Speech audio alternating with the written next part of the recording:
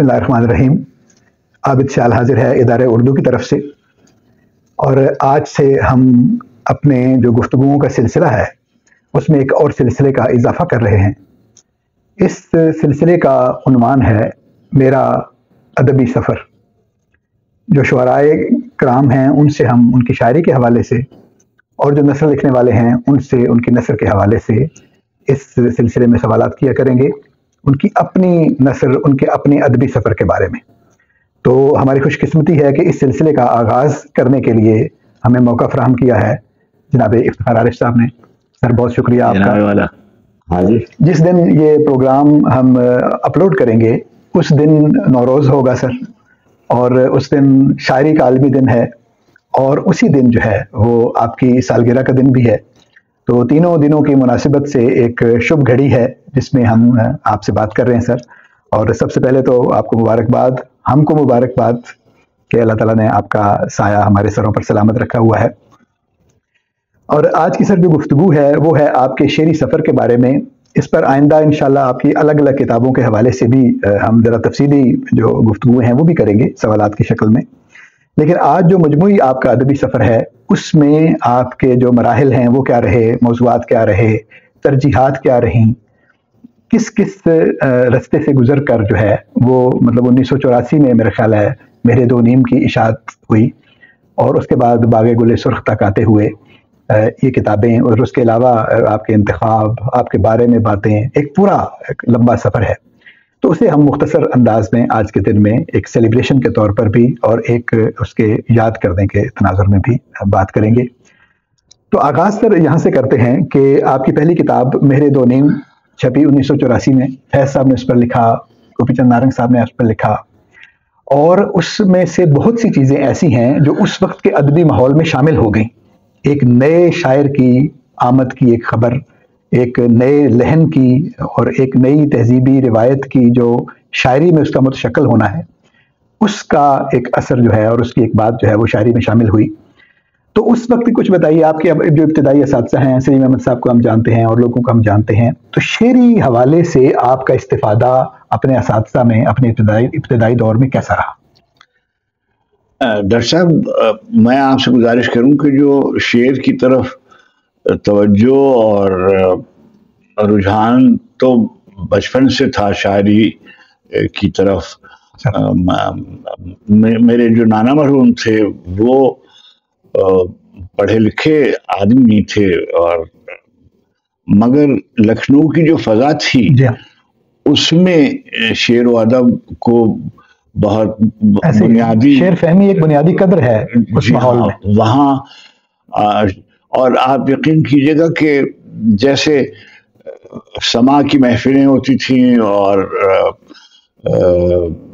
خانقاہی نظام کی وجہ سے شعر کی طرف ایک رجحان شہر کا تھا.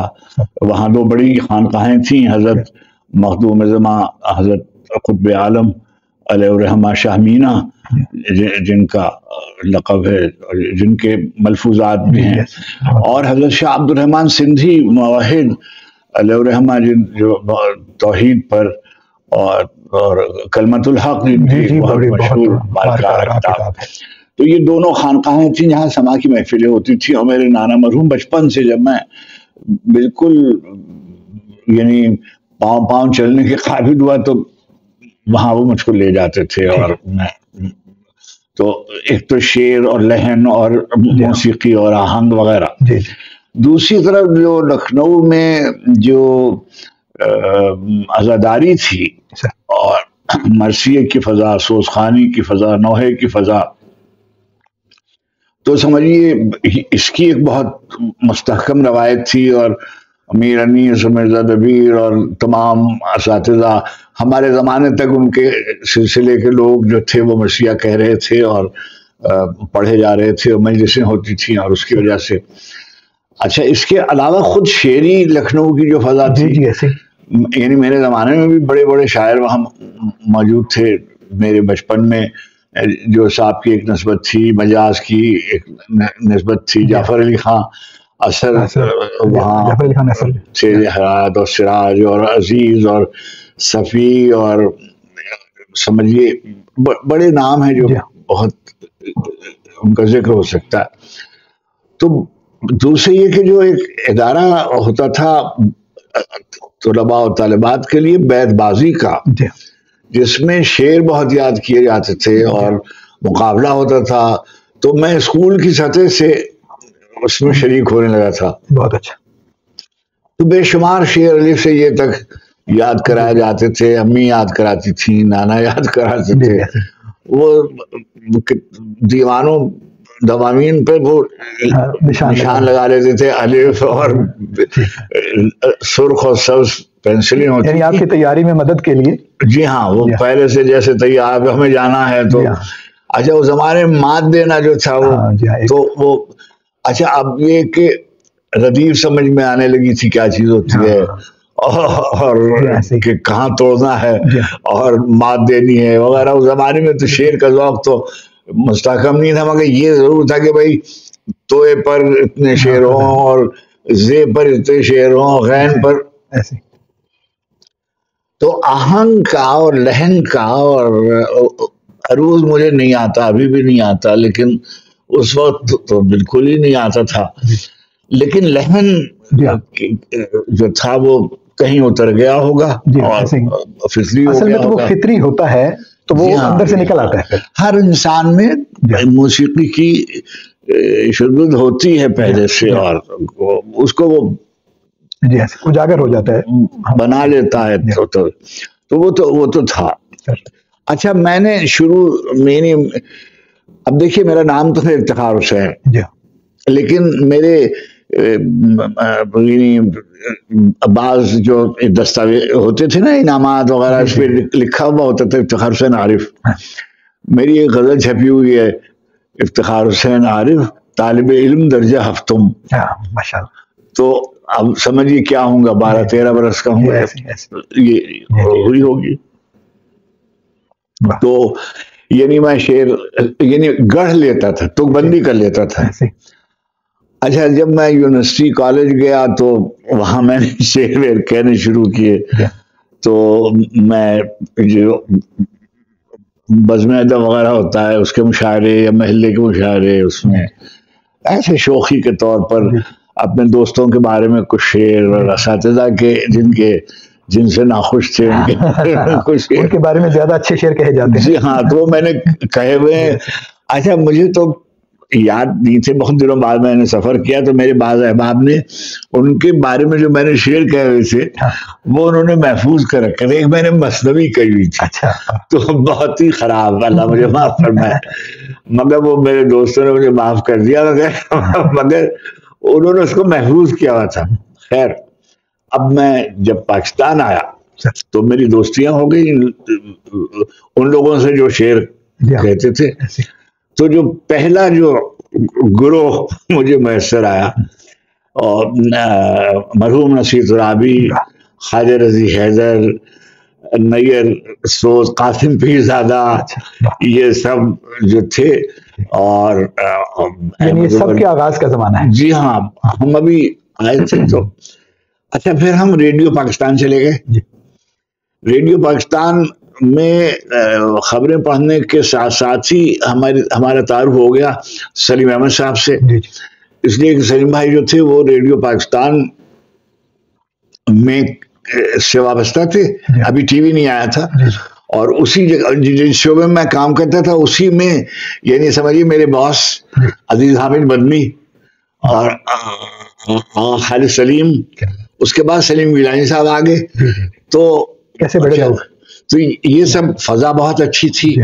اچھا اب حفیظ ہوشیارپوری صاحب حیات تھے، اور حالانکہ وہ بہت ہی عہدے میں بہت ہم سے تو ڈپٹی ڈائریکٹر جنرل تھے، اور حمید نسیم صاحب، اچھا عمر بہادر صاحب، یہ سب ایسے بڑے بڑے لوگ، میشر بدایونی اور قمر جمیل اور رضی اختر شوق اور احمد حمدانی، تو بہت ہی جو ریڈیو پاکستان اس زمانے کا جو ہے اس پر آپ قیاس نہیں کر سکتے موجودہ ریڈیو پاکستان کا، نہیں کسی بھی ادارے کا، مطلب ایک ادارے میں اتنے جو صاحبان فہم. کبھی کسی میں یہ بات کہتا رہتا ہوں کہ ریڈیو پاکستان کے آغاز میں ذوالفقار علی بخاری صاحب مرحوم کی قیادت میں جو قائم ہوا تھا، کبھی بیک وقت اتنے بڑے لوگ کسی ایک ادارے میں سنہری دور ہے. لوگ چراغ حسن حسرت ہوں، عمر مہاجر ہوں، نیاری صاحب ہوں، آغا ناصر صاحب، یوسف ظفر، مختار صدیقی،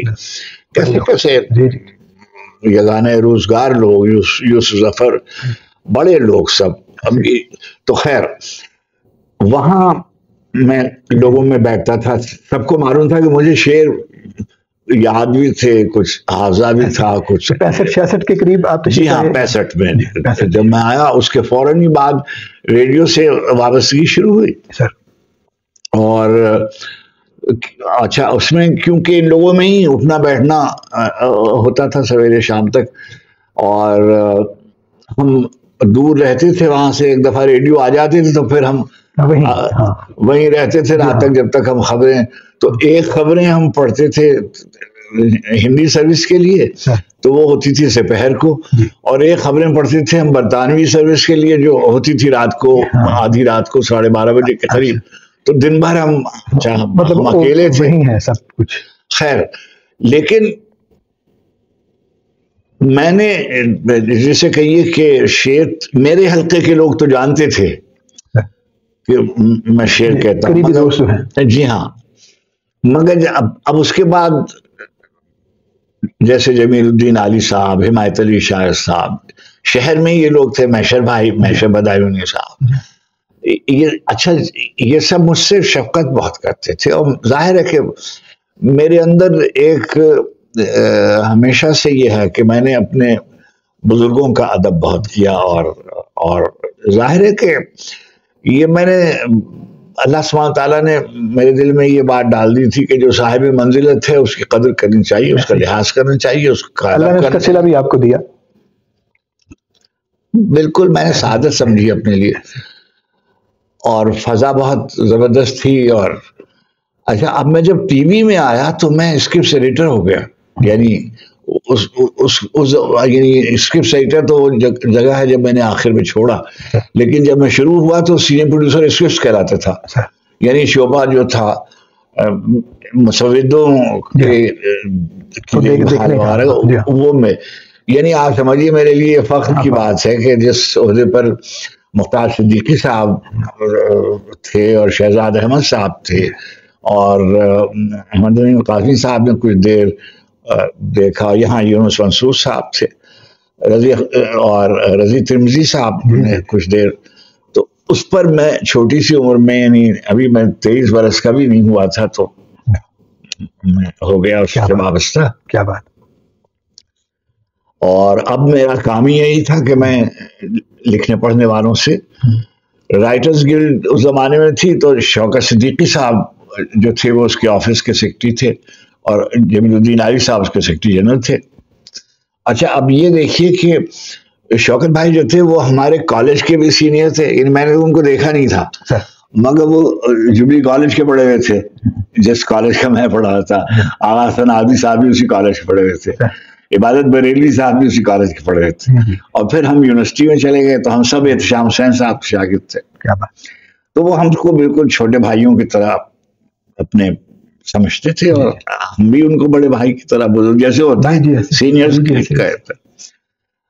اب انہوں نے مجھے کہنا شروع کیا کہ بھائی اب علیم اس میں شامل ہو گیا، عبید اللہ علیم. اب علیم اور نصیر اور ہم سب جو تھے، حمایت بھائی اور اچھا سرور بھائی، حسن حفیظ، یہ سب ہمارا جو ٹبر تھا، یہ سب ہمارے سینئر تھے، سب ہم سے بہتر، یعنی شعر انہوں نے آخر تک بہت ہی عمدہ شعر اپنے کہے. مگر سلیم احمد صاحب جو تھے انہوں نے میری زندگی میں فیصلہ کن رول ان معنی میں ادا کیا کہ انہوں نے یہ مجھ کو جتایا کہ یہ جو مجھ کو मीडिया की जिंदगी है, इसको तर्क करना चाहिए। हालांकि वो खुद मीडिया में थे भी, और मीडिया में से, मगर वो ये कहते थे कि जो स्टेट का माल है जो है लफ्ज इस्तेमाल करते थे कि जो स्टेट का माल है। तो ये अच्छा, मैं मुलाजमत के सिलसिले में जब जो जमाने में फिरता था तो मुमताज हसन साहब मरहूम ने मुझसे एक दफा फरमाया और मुझसे कहने लगे कि ये उस जमाने में तो टीवी अभी नहीं था वाबस्ता, तो वो कहते थे कि रेडियो टीवी की मुलाजमत न कीजिएगा। अच्छा, इसलिए कि ये जो इदारे होते हैं ये तख्लीकी सलाहियतों को मुतासिर करते हैं। आदमी एक इल्तिबास में मुब्तला रहता है कि वो किसी तख्लीकी काम में है, जबकि वो नहीं होता। क्या बात क्या बात। तो आप कोई और मुलाजमत कहीं और कीजिए और अदब की तरफ रहिए। बिल्कुल, मगर जब लिखा हुआ होता है तो जब तक लिखा हुआ होना चुनाचे अब क्या हुआ कि अब हमने शेर कहना शुरू किया। नसीर हमारी बहुत दोस्ती थी और हमारे पास तो कोई, हमारा घर तो कोई था नहीं, हमारे वालिदैन तो यहाँ थे नहीं और भाई बहन भी उस वक्त तक नहीं थे, मैं अकेले ही था। तो वक्त ही वक्त था मेरे पास, यानी काम ढूंढते थे। और तो ख्वाजा रजी हैदर, मैं और ये जो बहुत बड़े आलिम दीन है ना तालिब जौहरी साहब, ये उस जमाने में ये भी नौजवान थे और ये वहीं रहते थे नाज़ाबाद में, और हम एक क्वार्टर था मुस्लिम लीग क्वार्टर्स, वहाँ के कमरे में मैंने ज्यादातर, तो वहाँ पर एक बहुत ही मशहूर रेस्टोरेंट था अल हसन, वहाँ बैठते थे हम लोग अल हसन, और सब शेर, अब जैसे नसीम मियां ने गजल लिखी है या ये जो है नैयर सोज, ये हमारे बहुत अच्छे शायर हैं, बहुत ही माशाल्लाह। तो इन्होंने या कोई, अब वहां पर लोग आते थे, एक साथ थे वफा कानपुरी, वो भी तशरीफ लाते थे, वो भी शेर कहते थे। तो फजा बन गई और अब हम जा रहे हैं, जैसे ये लोग शेर पढ़ने जा रहे हैं, मुझे भी ले गए जैसे। ये खुशकिस्मती है बहुत कि एक फरागत का वक्त आपको मुयस्सर आया। जी हाँ, एक दोस्तों अब जब टीवी शुरू हुआ तो अलीम और हमारे शोबे में, हमारे दफ्तर में शहर के भी अच्छे शुअरा में उनका शुमार होता था। नौजवानों में जैसे हमारे जॉन थे, हमसे सीनियर बहुत, लेकिन अलीम से एक नस्ल ऊपर असा चुगताई और जॉन और ये, और ऊपर और सलीम अहमद और मैशर बदायूनी और ताबिश देहलवी और वगैरह। तो एक हायरार्की, बहुत ही अच्छी फजा थी। अब उसमें हमारा शेर की क्या हो, हमारी औकात क्या हो, हैसियत क्या, सिराजुद्दीन जफर, अब इतने लोगों में, मगर हम एक दफा क्या हुआ कि, अच्छा, सिराजुद्दीन जफर साहब भी वहाँ थे जी, कराची में, वो फिरोजगंज से वाबस्ता थे, उनके वो अजीजों थे। तो वो सिराज भाई बहुत शफकत फरमाते थे, मैं उनके शेर का बड़ा कायल था। अच्छा, आपने, यानी मैंने उनसे सीखा बहुत, यानी वो, यानी मुश्किल लफ्ज बरतने में उनका कोई, उनका शेर भी सिखाने वाला है। हाँ, मैंने उनसे सीखा, मैंने जैसे अर्ज किया कि मैंने उनसे सीखा शेर। यानी बाद लोगों से आप सीखते हैं कि ये नहीं करना, और बाद लोगों से सीखते हैं कि ऐसा शेर ये कहना है। अच्छा वैसा। अच्छा, क्या हुआ कि मुझे याद है कि ऐसा भी मौका आया कि मुझे याद है कि अतर नफीस साहब के यहाँ एक दफा हमारे अतर भाई के बड़े भाई थे कंवर असगर अली खां, तो उनके यहाँ उन्होंने महफिल की और काफी सारे आए थे, और ऐसे ऐसे जैसे होता है ना, एक दायरे में बैठे हुए तो मैं भी वहां बैठा हुआ था, जैसे निजी निशस्त होती है। जी जी, वो थी निशस्त को ऐसे।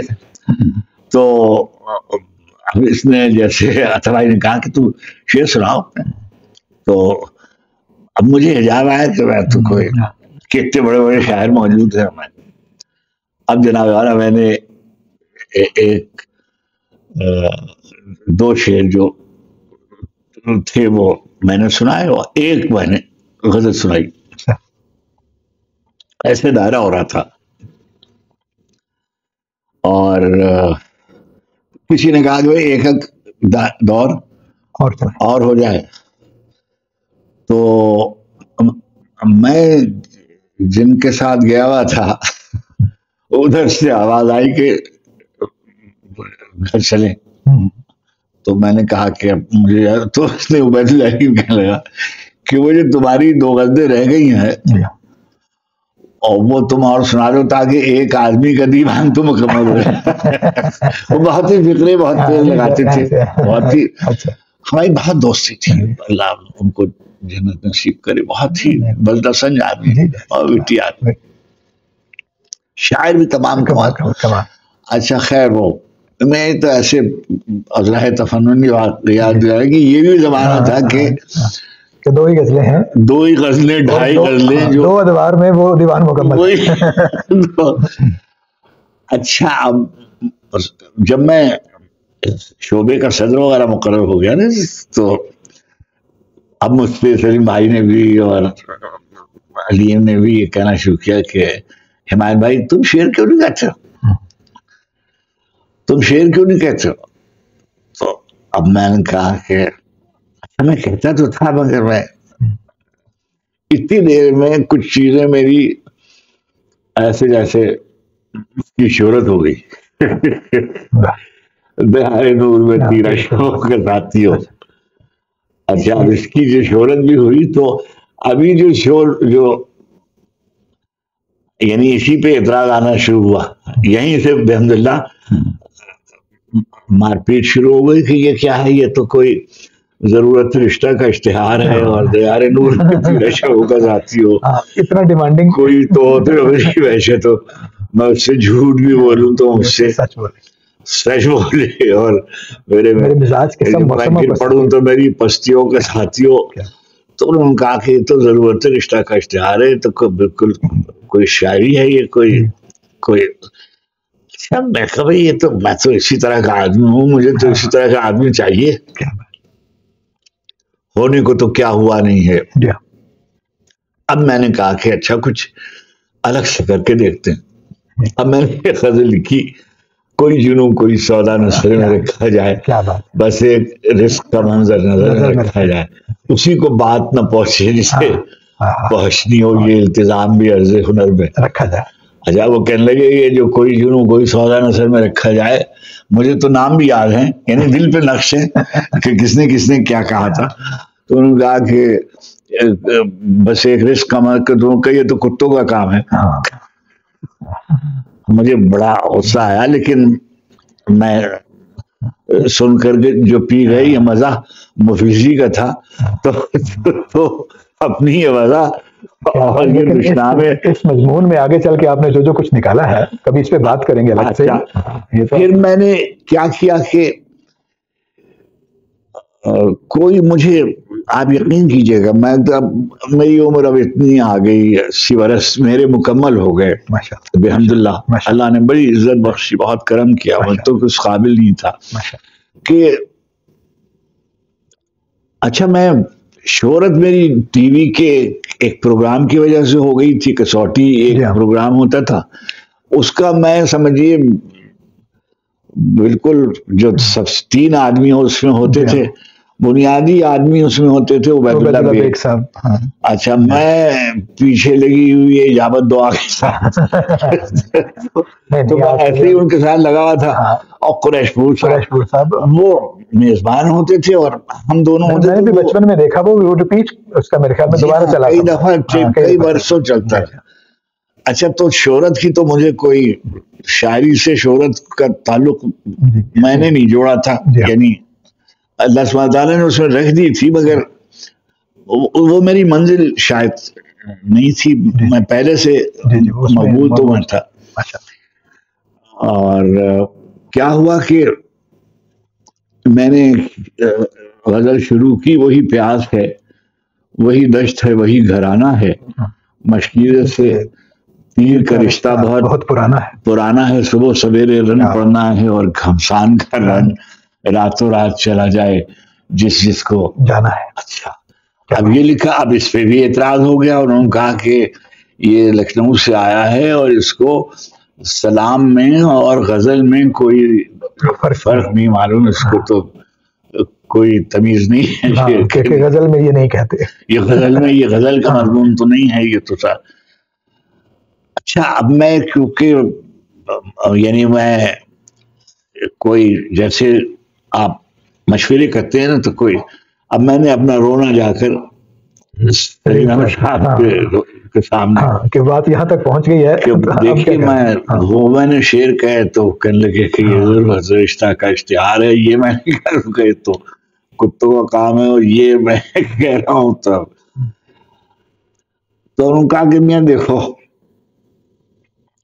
انہوں نے جو فقرہ کام ہے وہ دوہرا نہیں سکتا ہوں, مگر انہوں نے ان کا مقصد کہ اپنی بشکل محبوباؤں کے لیے شعر کہنے میں انہیں حجاب نہیں ہے, تو تمہارے محبوب تو بہت خوبصورت ہیں. کیا بات, تمہیں کیا ہے, تم کہو.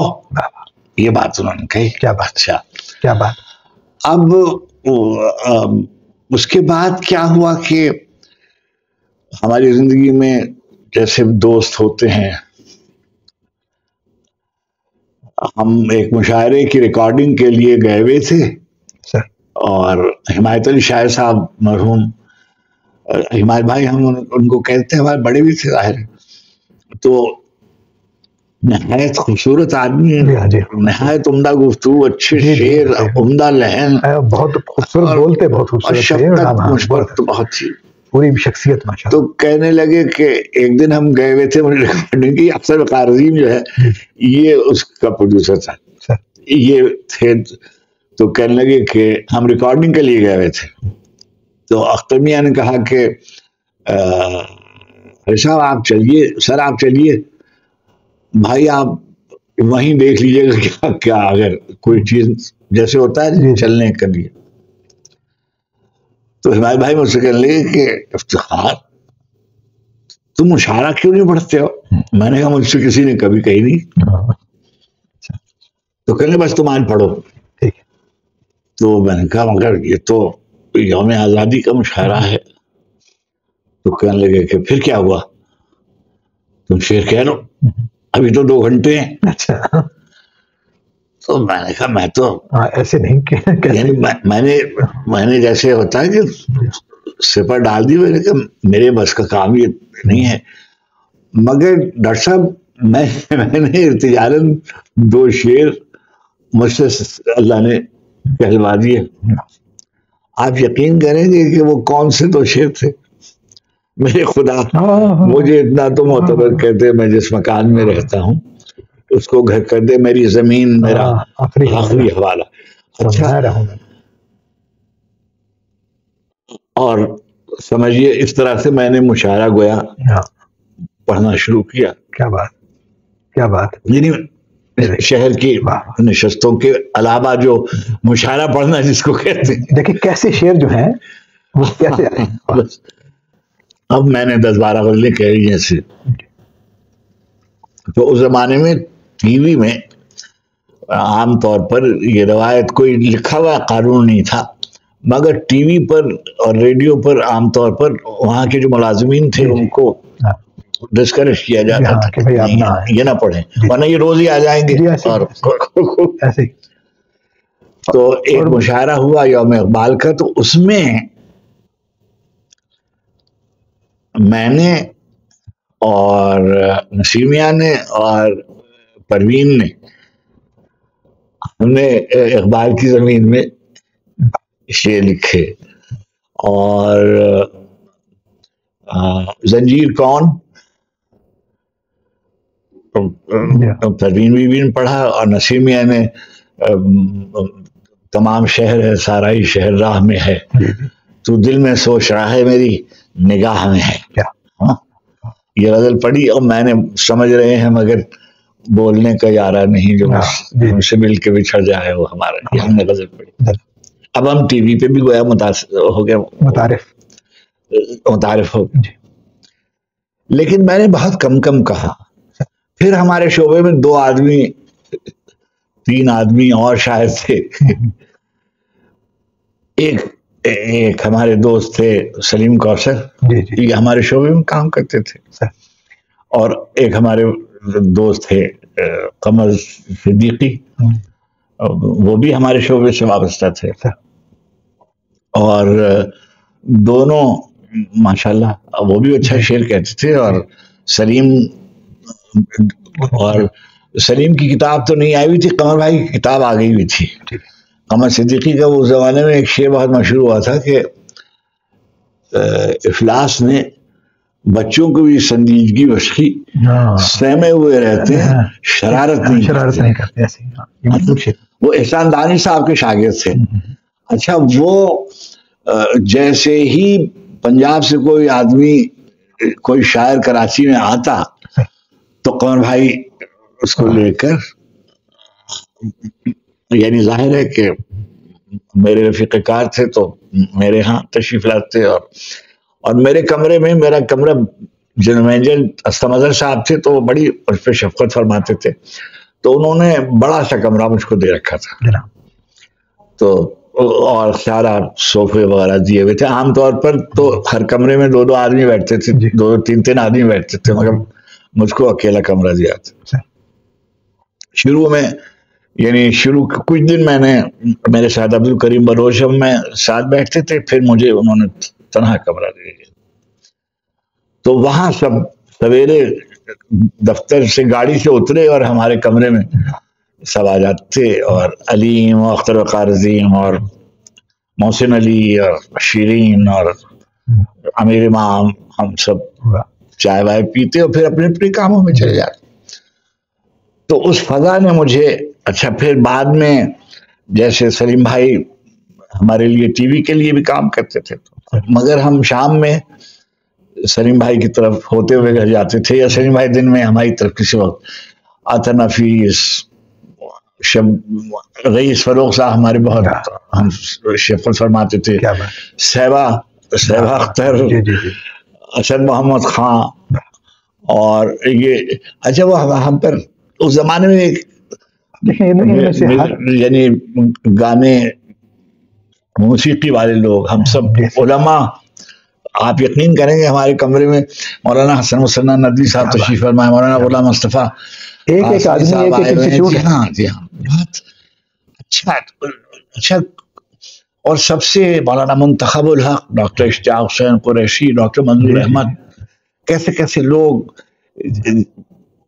اور جی علامہ پیر حسام الدین راشدی کیسے، اور ہمارے ساتھ سندھی کے ایک بہت اچھے ادیب، اور بہت ہی بعد میں انہوں نے منسٹری آف کلچر بہت کام کیا، ممتاز مرزا، وہ ہمارے ساتھ ہو گئے۔ اور یہ جو اس وقت جو سندھولوجی ڈپارٹمنٹ کے سربراہ ہیں، یہ بھی میرے ساتھ کام کرتے تھے، شوکت شورو۔ یہ جو ہم ٹی وی کی ہماری اس وقت جو یہ ہماری بہن سلطانہ صدیقی ہمارے یہاں اس زمانے میں اسسٹنٹ پروڈیوسر ہوتی تھی عبد الکریم بلوچ صاحب کے ساتھ، ہارون رند کے ساتھ بہت تھی، تو ہمارا ٹی وی کا ماحول بے حد استمظہر صاحب کے زمانے میں بالکل ایک جیسے خاندان تھا، جو ایک دوسرے سے دکھ سکھ میں شریک، اور وہاں شعر۔ لیکن میں نے ڈاکٹر صاحب کوشش یہ کی کہ جو میرا جو شاعر ہے وہ محفوظ رہ سکے، یعنی دفتری آلائشوں سے، مطلب میں اس کا یعنی ان کو آلائش تو نہیں سمجھتا، اس کو بھی ایک نعمت ہی سمجھتا ہوں کہ دیکھیے باعزت رزق جو ہے یہ میرے نزدیک ترجیحات میں شامل ہے۔ یعنی ہم جو غریب گھرانوں سے آئے ہوئے لوگ ہوتے ہیں، ہم چاہتے ہیں کہ آگے جائیں، تو ہمارے پاس کوئی اور راستہ نہیں ہے بجز اس کے کہ ہم اپنی صلاحیتیں جو اللہ نے ہمیں ولی کی ہوئی ہیں، اس لیے کہ ہمارے پاس زمین نہیں ہوتی ہے، ہمارے پاس طاقت نہیں ہوتی ہے، ہمارے پاس کوئی پس منظر اس طرح کا نہیں ہوتا کہ سفارشیں نہیں ہوتی ہیں، ہمارے جیسے معاشرے میں جہاں سب چیزیں اچھا، اور یہ کو ناہموار معاشرہ ہے نا، جی ایسی ایسی، اور سب چیزیں جو ہیں وہ، مگر اس ناہموار معاشرے میں بھی میں نے تو اللہ کا شکر ادا کیا کہ مجھ کو اللہ سبحانہ تعالیٰ نے جو عطا فرمایا اور کرم کیا، وہ اب میں پیچھے مڑ کے دیکھتا ہوں تو ڈاکٹر صاحب، نہیں بہت اچھا ہے. میں نے تو عثمانی میں کہا جو منع ہاں نہیں میں سمجھ رہا ہوں، جو آپ کو منع کیا گیا تھا جی اس طرف نہیں جانا، میں عثمانی میں کہا وہ بالکل ٹھیک ورنہ تو ظاہر ہے رستہ ہے ایک، اور اسی رزق کی وجہ سے ہی تو یہ سارا ماحول ملا ہوا تھا آپ کو. دیکھیں نا جو ملازمت ہے، نہیں مگر یہ صحیح بھی ہے. دیکھیے بعض اوقات ایسا ہے کہ انتظامی معاملات ہمارے یہاں جو روایتی تصور ہے شاعر کا، اور اچھا ہمارے یہاں نہیں، بہت سے معاشروں میں جو کہ شاعر کو کل وقتی شاعر جو ہے، مطلب وہ کام کا آدمی نہیں ہے، شاعری کا آدمی ہے. ہاں وہ یہ والا کام ادب میں ہے، بس وہ مصور ہیں، وہ اسی کا کام ہے، وہ اپنے کام میں رہے. تو کوئی، مگر جب میرے پاس، جب میں ٹی وی میں کام کرتا تھا تو میرے پاس ایک شعبہ تھا خطاطی کا، تو میں بہت ہی بدخط ہوں. تو جیسے میرے جو ساتھی تھے وہ محبت سے میرے بیاض پہ اس کو نقل کر دیتے تھے، اور چنانچہ جب میں نے ٹی وی سے استعفیٰ وغیرہ دیا تو مجھ کو جیسے دعوتیں ہوتی ہیں نا خدا حافظ کہنے کے لیے، ویسے آپ کے خط کو انہوں نے محجوب اور مکشوف لکھا ہوا ہے. پہلے سے بیاض موجود تھی. اچھا جناب، وہ مجھے انہوں نے اس زمانے میں ایک چیز ہوتی تھی سائیکلو اسٹائل، تو سائیکلو اسٹائل کرا کے انہوں نے مجھے 25-50 ایسے گھما کے بناتے تھے. جی ہاں وہ مجھے دے دی. ارے میرے تو مزے آ گئے. میں نے کہا بھائی سبحان اللہ سبحان اللہ. اب وہ سرور بھائی اور رحمان بھائی یہ لوگ لگ گئے میرے پیچھے. نعمان الحق صاحب نے لکھا ہوا ہے نا. جی نعمان الحق صاحب نے کتاب میں لکھا. جی ہاں، تو اب یہ لکھنے لگے، اب یہ اس کو بڑھنے لگی یہ جو تھی. پھر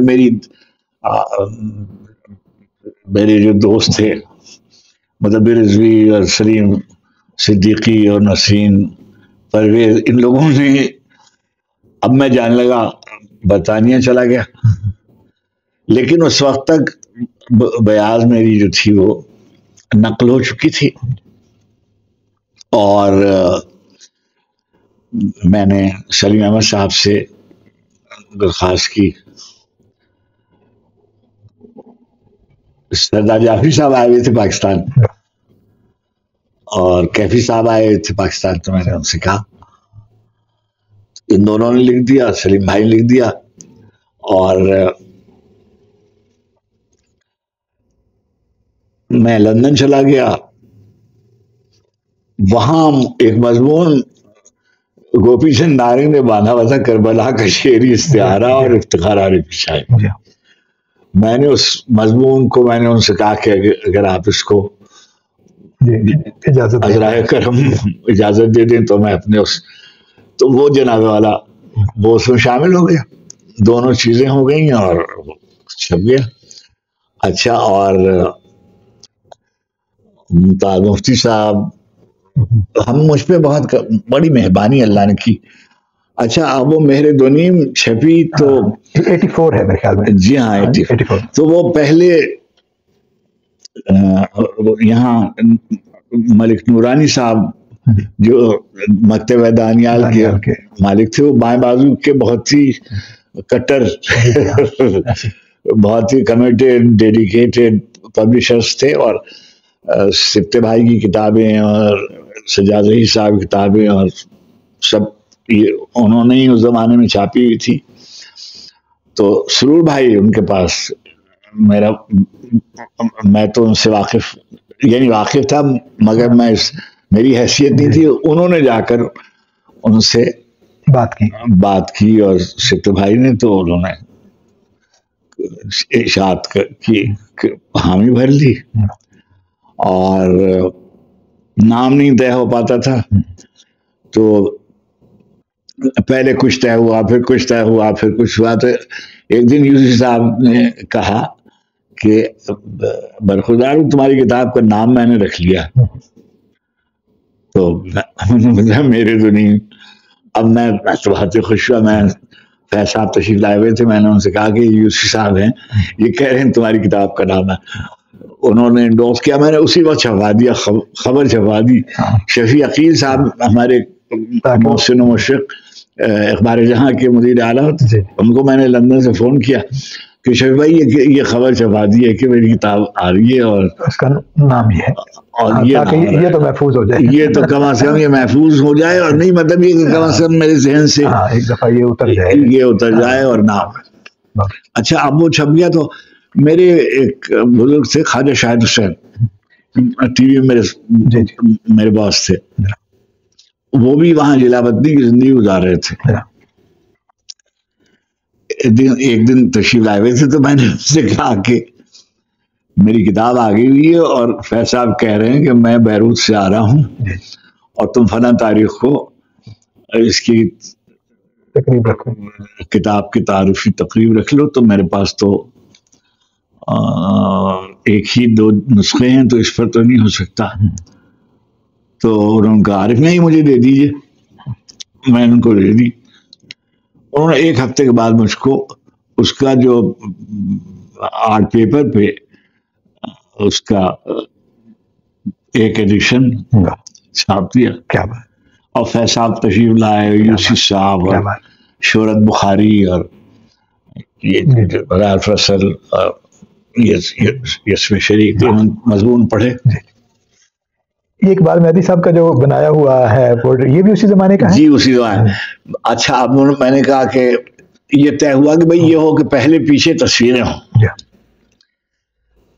اب وہ جب میں یہاں سے جا رہا تھا تو بھائی اقبال مہدی مرحوم جو تھے یہ میرے علاقے میں رہتے تھے ناظم آباد میں، اور مجھے کہنے لگے کہ ارے بہت ہی عمدہ آدمی تھے خالص.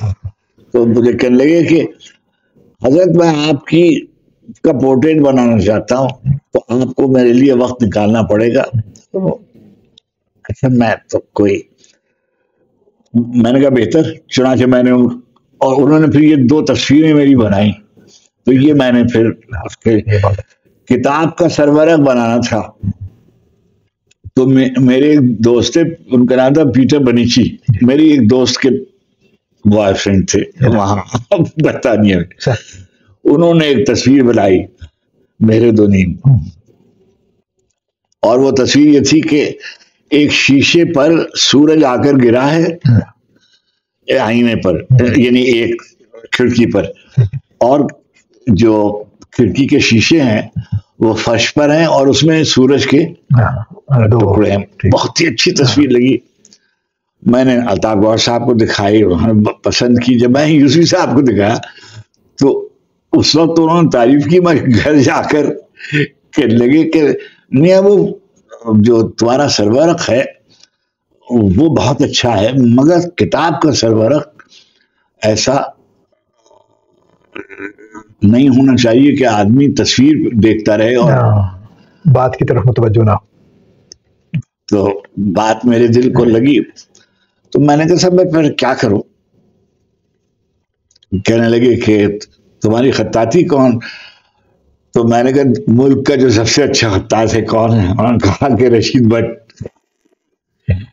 میں نے یہاں ٹیلی فون کیا ایم ڈی کو، BMI تھے شاید، اور میں نے ان سے کہا ناصر صدیقی ہمارے باس ہوتے تھے، انہوں نے اس کو بلا رشید بٹ کو، اور ان کہا کہ رشید بٹ افتخار کی کتاب ہونی ہے اور تم دفتر کی طرف سے تم یہاں سے جاؤ اور ایک ہفتے میں بیٹھ کر یہ خطاطی کی. یہ جو میرے زنیم کی خطاطی.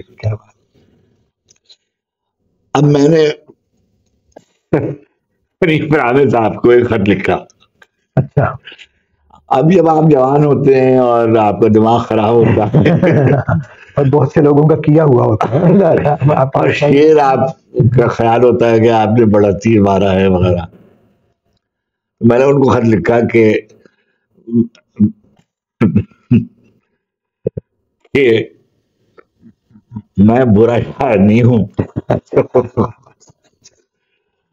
اور آپ نے اپنے زمانے کے سب سے بڑے غزل کو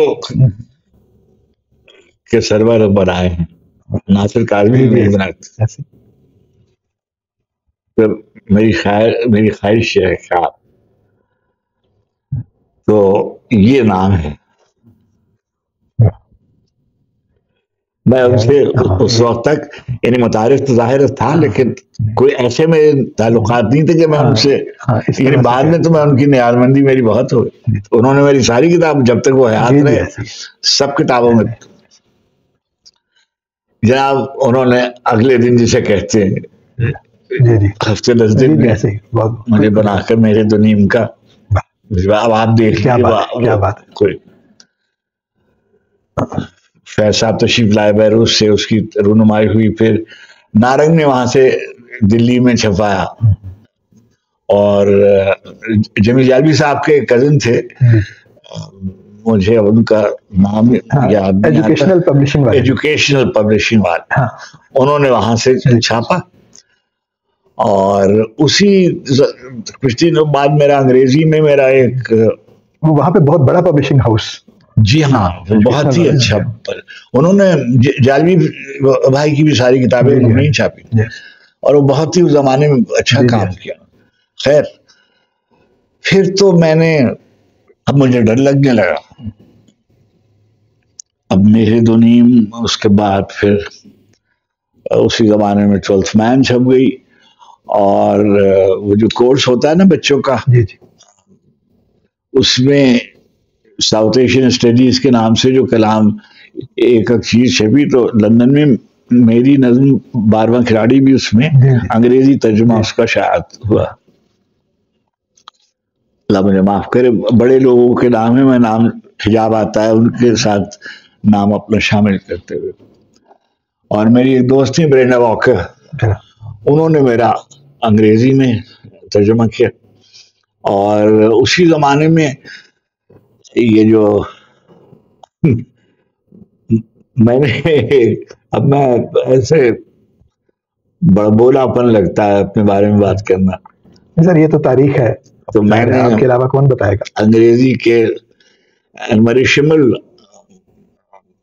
تشریف لائی ہوئی تھیں, تو میں نے ان کو ترجمہ دیے کہ اگر آپ مناسب سمجھے تو انمری شمل نے اس کا پیش نظر لکھا, اور انا سووروا سوویت یونین کی بہت بڑی اسکالر نہیں, جو انہوں نے بہت کام کیا ہے, میرے خیال میں سب سے زیادہ کام کیا ہے وہاں, انہوں نے اس کا پریفیس لکھا. اور ایک میرے دوست تھے عبداللہ الازہری, انہوں نے اس کی انٹروڈکشن انہوں نے لکھا. اور ڈیرک مان ایک بہت بڑے شاعر ہیں انگریزی کے, آئرش تھے, انہوں نے اس کا فلیب لکھا. اب ذرا سی میری ہمت بندی, اب میں اردو مرکز کا ہیڈ ہو گیا ادھر, اب میری شہرت کہہ لیجیے, مقبولیت کہہ لیجیے, تعارف کہہ لیجیے, ذرا سا نسبتاً زیادہ ہو گیا. اور اب میرے لیے بڑا مشکل تھا کہ میں اپنے اس تعلق کو جو ٹی وی کی وجہ سے تھا, اچھا میں اس پہ فخر کرتا ہوں کہ وہ میرا پہلا تعارف تھا, اور اللہ کا بہت شکر ہے, لیکن وہ حاوی آ جاتا تھا شاعر پر بار بار وہ جو,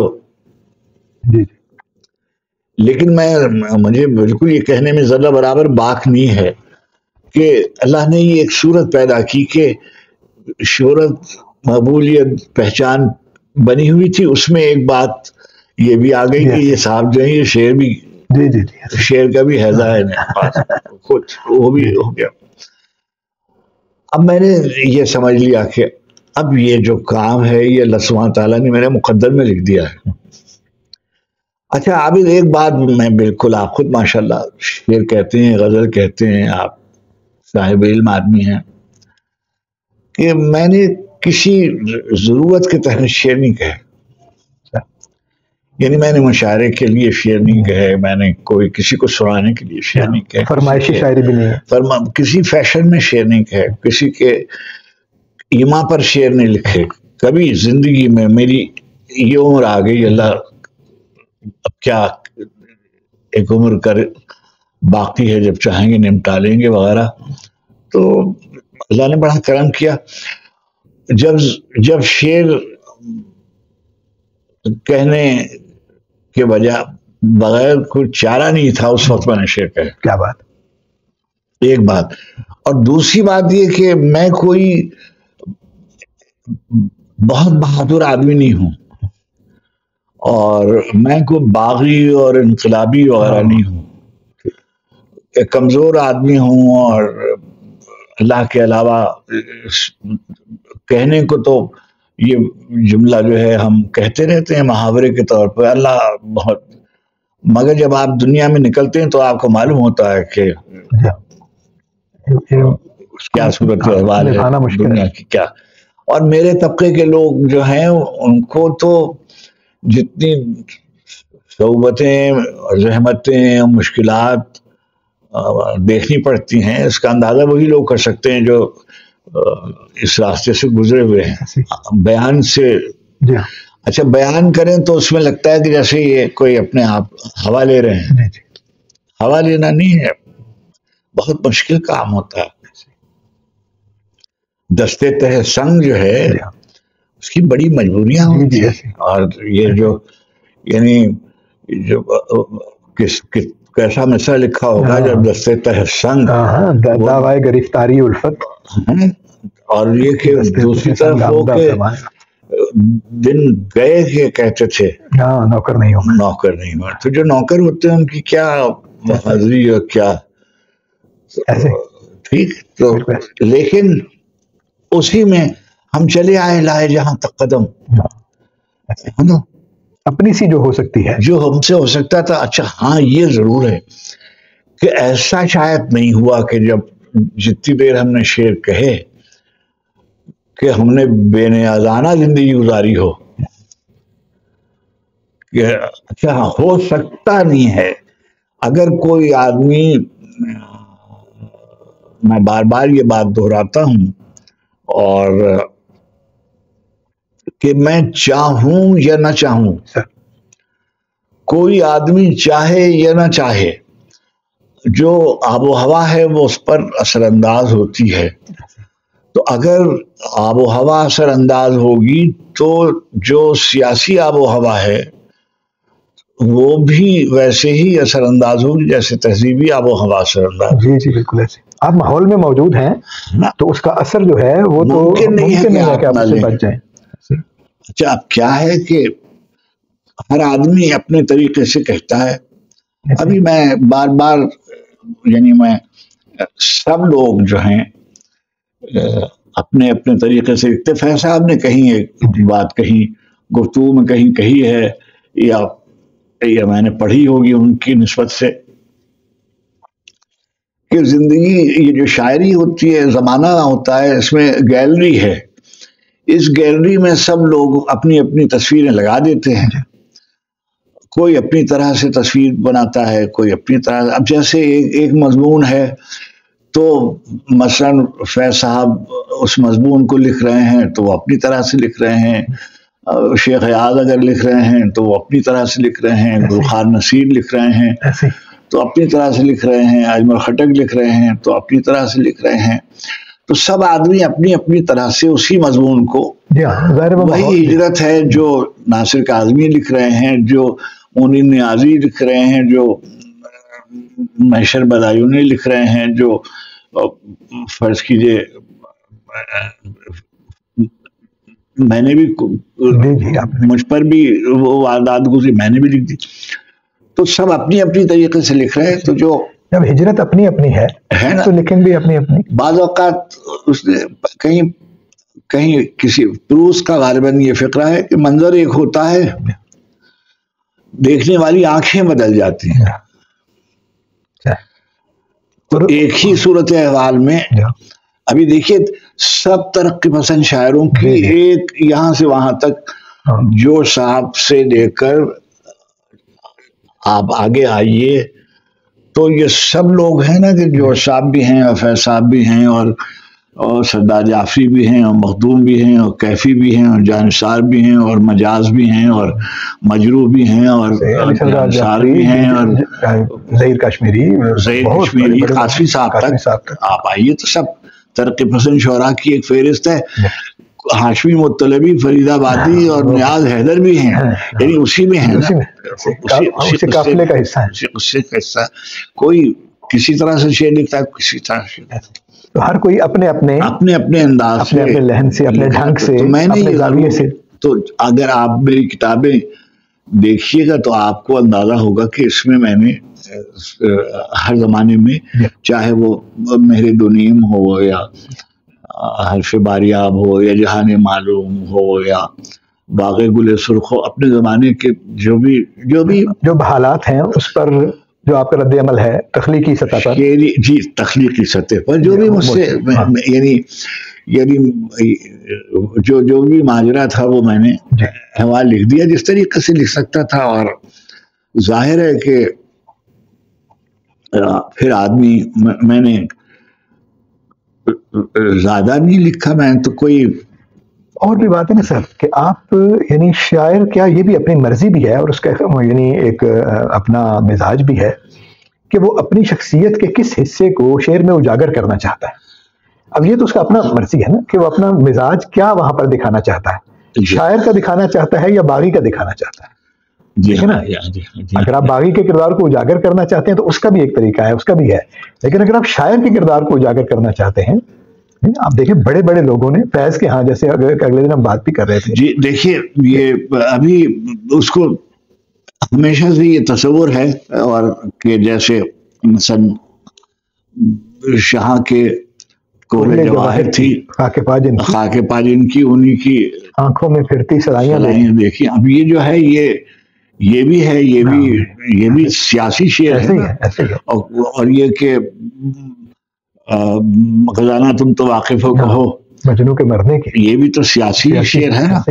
یا یہ کہ کشتہ قامت جتنے ہیں اس کے آپس میں سب مل جل کر دیں اگر ایک حشر بپا کیا اچھا ہو، کیا اچھا ہو. اور کیا کہ امیر زادوں کے دلی کے مت ملا کر میں ہم غریب ہوئے ہیں انہی کی دولت سے. پہلے سب سیاسی شعر. مارے کا گرم تو ہو لینے دو خون ریزی کا، پہلے تلوار کے سائے ہم ہی جا بیٹھیں گے. دیکھیے گرم تو ہو لینے دو، یہ بھی میرے کا. تو یہ سیاسی شعر لکھے گئے. اچھا، اسی طریقے سے اب میں نے ایک جو بات کہنے کی ہے وہ شاید یعنی کبھی بھی شاعر کو اپنی وضاحت نہیں کرنی چاہیے، لیکن کیونکہ یہ سوال اٹھتا ہے یعنی، اور وضاحتاً نہیں کہہ رہا ہوں لیکن میں اپنے سر کہ دیکھیے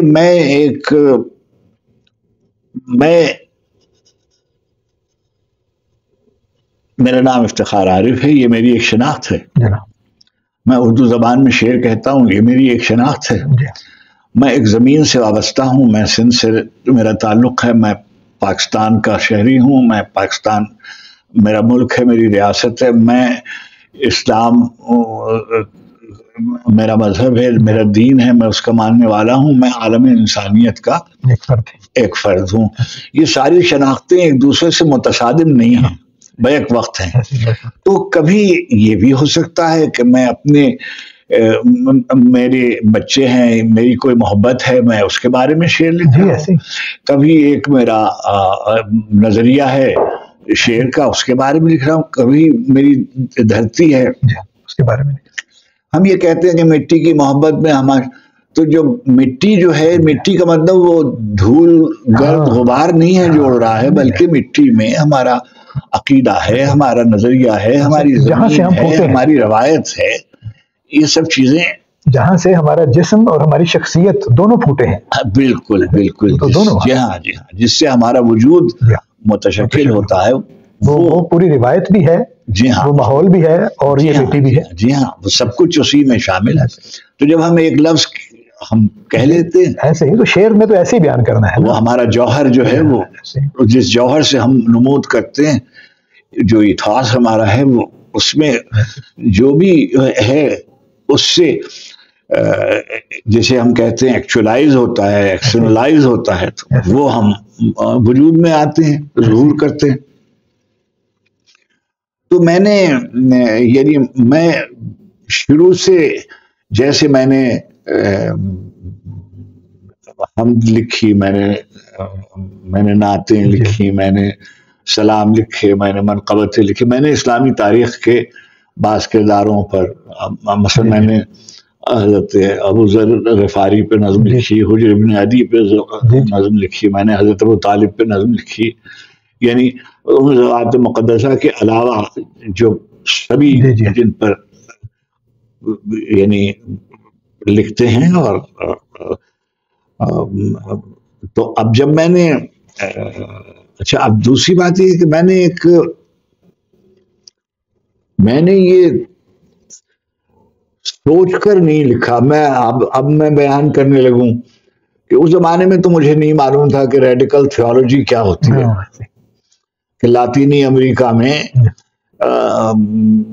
ارنسٹو کارڈینال اور وغیرہ وغیرہ نے جو اسکول قائم کیا وہ کیا تھا, مجھے تو نہیں معلوم تھا. میں تو یہاں کراچی میں میرا شعری وجود ہو رہا تھا مرتب, اس میں نے یہ شعر لکھے, اور جو صورت احوال سے گزر رہا تھا تو اب میں نے کربلا کا شعری استعارہ اگر لکھا تو میں نے پہلے سے تو شاید نہیں. دیکھیں بات یہ ہے کہ آپ معنویت اس کی دیکھیں نا, خلق نے ایک منظر نہیں دیکھا بہت دنوں سے, نیزے پر کوئی سر نہیں دیکھا بہت دنوں سے.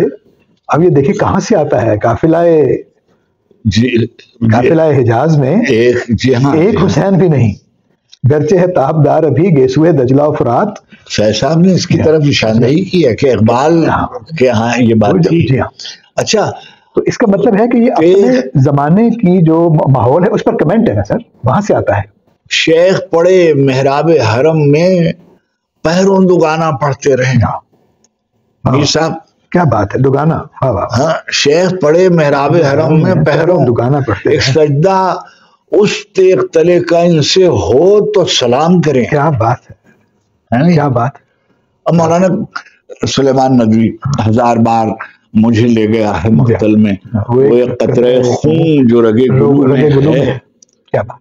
زیر شمشیر ستم میر تڑپنا کیسا, سر بھی تسلیم میں محبت میں اٹھایا ہے نا.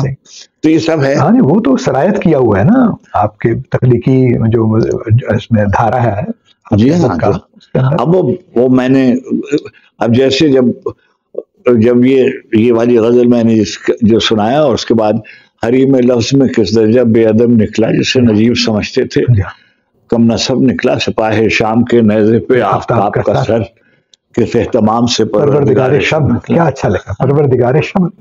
کیا سپاہ شام کے نیزے پہ آفتاب کا سر, کس اہتمام سے پروردگار. اچھا, اب کیا ہے کہ نظمیں میں نے لکھنی شروع کی. میں ایک مصرع فرض کیجیے میں پڑھتا ہوں کہ وہ فرات کے ساحل پر ہوں یا کسی اور کنارے پر, سارے لشکر ایک طرح کے ہوتے. کیا بات, کیا بات ہے نہیں, کیا بات. مصاحبین شاہ مطمئن ہوئے کہ سرفراز سر بریدہ بازوؤں سمیت شہر کی فصیل پر لٹک رہے ہیں اور ہر طرف سکون ہے. دمشق و بغداد و قرطبہ کے سلاسل مصلحت کی بخشش پہ پلنے والے تمام ممبر نگاہ میں ہیں. جی, دمشق و بغداد و قرطبہ کے سلاسل مصلحت کی بخشش پہ پلنے والے تمام ممبر نگاہ میں ہیں. جہاں مظلوم خواب دیگر کا منتظر ہے, نیا زمانہ نئے ابو ذر کا منتظر. کیا بات, سلاسل مصلحت. کیا بات, سلاسل پوری تاریخ کی بخشش پہ پلنے والے تمام. اچھا, یہ میں نے لکھ دیا. اچھا, لکھا اور میں نے دیکھا کہ لوگوں نے اس کے بعد یعنی ظاہر ہے کہ پاکستان میں ہی نہیں, ہندوستان میں بھی اور یہاں بھی. اچھا, یعنی صرف میں نے نہیں لکھا, کوئی اوروں نے بھی لکھا ایسے ہی سب ایسے. تو میں یہ کہہ رہا تھا کہ جو میری جو اپنی تاریخ سے جڑت یا اپنے دین کے عقائد سے جڑت یا اپنے نظریے سے جڑت، اور ہر آدمی جو ہے اس کے نظریے کا سراغ اس کی شاعری سے ملنا چاہیے. اصل میں بات یہ ہے سر کہ جڑت تو سب کی ہوتی ہے. کیا آپ اسے اپنے تخلیقی عمل کا حصہ بناتے ہیں؟ بس یہ ہے. یا آپ اسے بیان کرنے کی جرت رکھتے ہیں؟ آپ یہ دیکھیں جیسے آپ نے منیر نیازی ہے، ہم اسے رند کے طور پر جانتے ہیں، لیکن جو شعر جب آتا ہے فروغ اس میں محمد ہو بستیوں میں منیر، یا اس کی کتابوں کے نام جو ہیں وہ امام حسین کے نام، رسول کریم صلی اللہ علیہ وسلم کے نام، آپ یہ دیکھیں نا، یہ انسپریشن ہے کہ وہ کہاں سے آتی ہے. اس خاک میں اس شہر کے یہیں کہیں ہونے کا رنگ ہے، اس خاک میں کہیں کہیں سونے کا رنگ ہے. تو یہ مطلب جو چیزیں آتی ہیں یہ تخلیقی سطح پہ جو انسپریشن ہے اور چیز ہے. دیکھیے جو ہمارے جو سب سے بڑے ترقی پسند شاعر ہیں، یعنی اب اس میں تو پہلے تو کبھی کوئی شبہ ہوگا، لیکن اب تو کوئی اس میں بحث نہیں ہے کہ وہی سب سے بڑے شاعر ہیں ترقی پسند نظریے کے حامی. تو ہم دیکھیں گے جو سب سے ان کے مشہور نظم ہے، اس میں تو تمام جو لغت ہے وہ ساری کی ساری جو ہے وہ دین سے مستعار ہے. ہمیں تمہیں بندگان بے کس، یہ جزا سزا سب یہیں پہ ہوئی، خبیر بھی ہے، جو سب ہے، کوئی بے شمار لفظ جی بہت سارے ہیں، اور ان کی ساری ووکیبلری جو ہے، سارا ماحول سارا.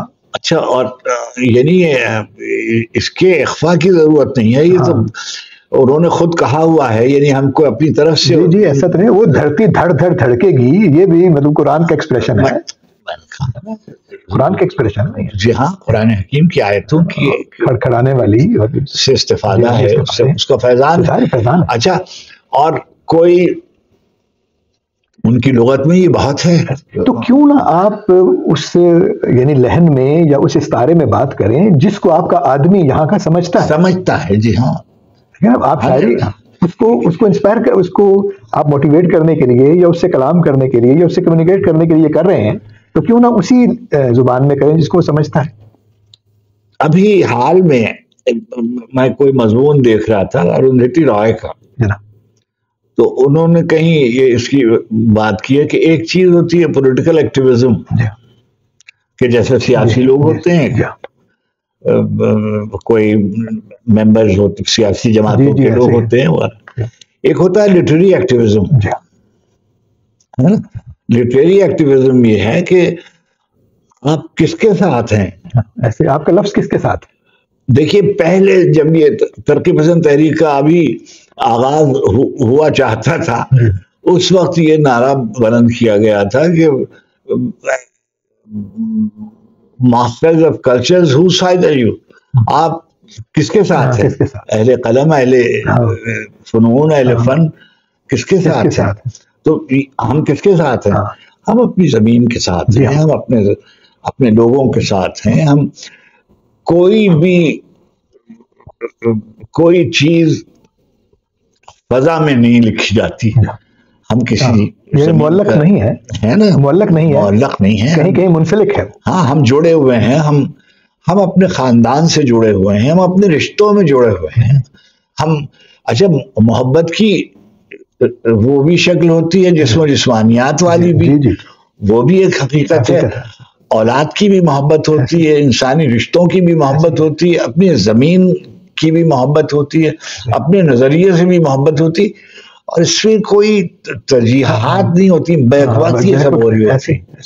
یعنی ہم اگر آدمی سب کو نبھایا جا رہا ہوتا ہے بیک وقت. جی ہاں، بیک وقت سب ہم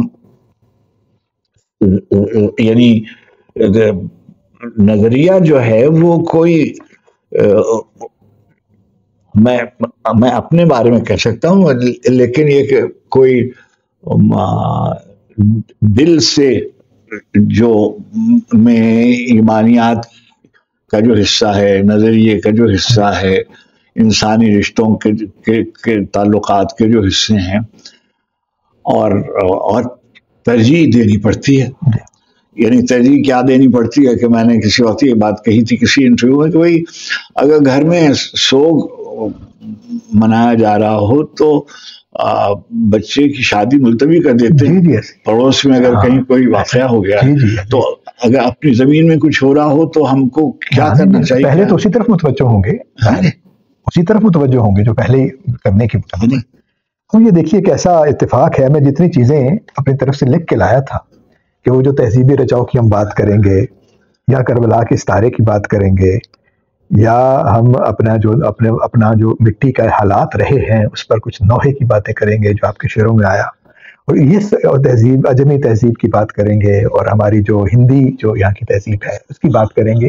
تو یہ ساری باتیں اتفاق سے دیکھیں، وہ اس کا مطلب ہے کہ یہ ساری چیزیں اس کے لیے کسی تیاری کی ضرورت نہیں ہے، وہ سب آپ کے ہاں جو ہے وہ موجود ہے. بس دیکھیے آپ مجھے موقع فراہم کیا بولنے کا، اور یعنی ساری زندگی اب یہ ایک دن سوچ کر کسی سوال کا جواب نہیں دیتے، ہم نے اس کو برتا ہوا ہوتا ہے، ہم نے اسے جسے کہتے ہیں، یعنی میں نے تو میری لغت کا لفظ نہیں ہے مگر بھوگنا جسے کہتے ہیں، بھوگا ہوا ہوتا ہے، اس کو برتا ہوا ہوتا ہے. میں نے جیسے عرض کیا کہ میں نے کوئی کسی قسم کا دعویٰ ادعا وغیرہ جو ہے وہ میں نے بہت کم لکھا ہے، مگر مجھے اللہ سبحانہ تعالیٰ کا کرم مجھ پہ رہا بہت، اور میری شاعری جو ہے وہ تو کم ہی ہوتی ہے، شاعری جو ہوتی ہے وہ کم ہی ہوتی ہے. مطلب آپ دیکھیں نا کتنا بڑے بڑے لوگوں نے کتنا لکھا ہے. اب وہ بھی بات ہے جو بھی آپ نے کہی نا، مثلا یعنی جو کل وقتی شاعر ہیں اور شاعری بھی انہوں نے ایک زندگی کا ایک کام کے طور پر رکھا ہوا ہے، تو وہ لکھتے بھی ہیں، ظاہر ہے اس میں کوئی مناہی والی بات نہیں ہے، لیکن جو رکھنے کی چیز ہے اس میں. جی ہاں، میں کوئی جیسے میر صاحب نے بہت لکھا ہے اور بہت اچھا لکھا ہے، لیکن آپ یہ بھی دیکھیں بہت اچھا غالب نے بہت شوٹ لیکن سر بہت اچھا ہے، لیکن آپ پھر ان کے انتخاب کیوں چھاپتے ہیں؟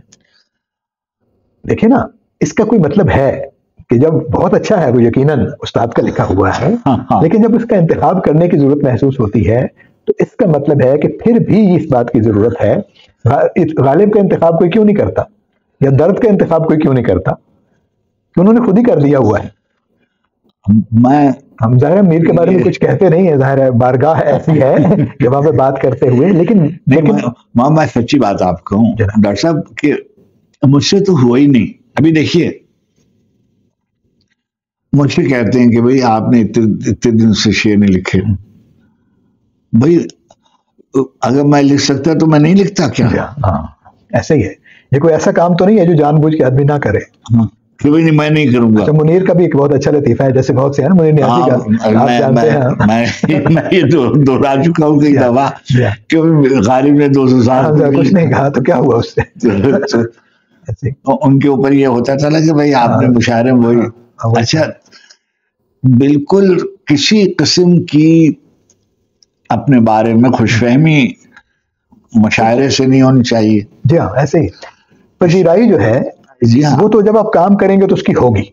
اچھا اب وہ دیکھیے اصل پذیرائی، اب یہ سب ہم لوگ بہت دفعہ ایسا ہوتا ہے کہ ہم کہتے ہیں کہ ہمیں کلیشیز میں نہیں پڑھنا چاہیے، مگر ہم کلیشے وہی ہوتے ہیں جو صداقتیں ہوتی ہیں، ایسے کسی نہ کسی طرح پلٹ کر جو آتے ہیں.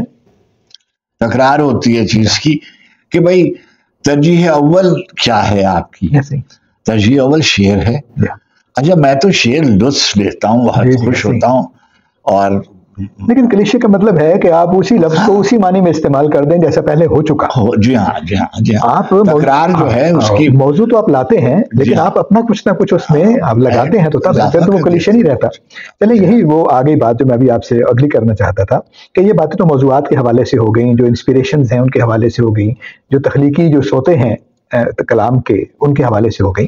اسلوب کا جو معاملہ ہے وہ بھی آپ کے پیش نظر رہا. آغاز ہی سے آپ نے حیات کے حوالے بھی کانشیس بھی رہے آپ اس بارے میں تھوڑے بہت، یعنی جو حیاتوں کا بنانا ہے اس میں. نہیں، میں تو ایک بات بالکل کہتا ہوں کہ دیکھیے جیسے یعنی میں پہلی بار نہیں کہہ رہا ہوں، بڑوں نے یہ بات کہی ہوئی ہے، سب جگہ کے بڑوں نے یہ بات کہی ہوئی ہے کہ بھائی مرصع ساز جو ہے وہ کیسے ہوتا ہے،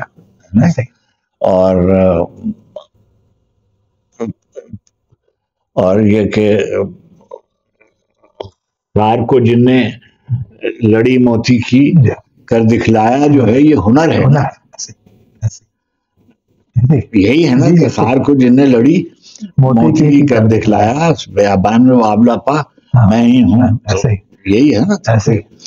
تو ادھر ادھر کر کے تاکید کر کے بھی کیسا آپ دیکھیے تاکید کر کے کیسا بلیغ ہو گیا وہ، بس یہی ہے. اچھا کیسے ہو جائے گا نہیں معلوم، کیسے آ جاتی ہے جس چیز کو آپ سمجھتے ہیں کہ یہ عیب ہے، ہاں جی شاعر نے اس کو ہنر بنا دیا یہ. اچھا اب کیا ہے کہ لفظ آپ کو آنے چاہیے. اچھا بعض لوگ جو ہیں لفظ، میں نام نہیں لیتا ہوں ان کے بارے، بعض لوگوں پہ لفظ ایسے آتے ہیں جنات آتے ہیں ان کو بھی ڈراتے ہیں اور دوسروں کو. اچھا کیا ہے کہ بھائی لفظ کا آپ کا لغت اگر آپ گنیے تو کتنے سو لفظوں میں ساری شاعری ان کی، یعنی وہ چاہے تو کیا لغت لکھنے سے شعر ہو جاتا؟ نہیں، ایسے نہیں ہوتا. ہنر کیا ہوتا ہے؟ اچھا میں نے جیسے اب میں نے سیکھا بزرگوں سے، لفظ تو پرزم ہے نا سر، جہاں رکھیں گے اس کے اینگل پہ ہے کہ آپ کہاں رکھتے ہیں. تو وہ کیا جیسے ابھی اس دن آپ سے بات ہو رہی تھی کہ جہاں موتی سے خاکا کے اوس اور بھی صحرا اور بھی سبزہ ہرا ہوا تھا، موتیوں سے دامن صحرا لکھا ہوا ہے اور شبنم نے بھر دیے تھے کٹورے گلاب کے. اچھا تو یہ دونوں لفظ کیسے؟ ایک جگہ اوس لکھا ہے، ایک جگہ شبنم لکھا ہے. تو یہ جو یہ طریقہ ہوتا ہے، وزن وہاں پہ بھی پورا کر سکتے تھے کھینچ کے، یعنی آتا ہی ہے. ہمارے جتنے شاعر ہیں ان میں سے کوئی، جتنے بڑے شاعر ہیں ان سب کی لغت اور اس کا خلاقانہ ان سب کو آتا تھا. یعنی سراج اورنگ آبادی سے لے کر اور کیا بات ہمارے زمانے میں ناصر کاظمی تک، بلکہ سراج الدین ظفر تک، اس سراج سے تک.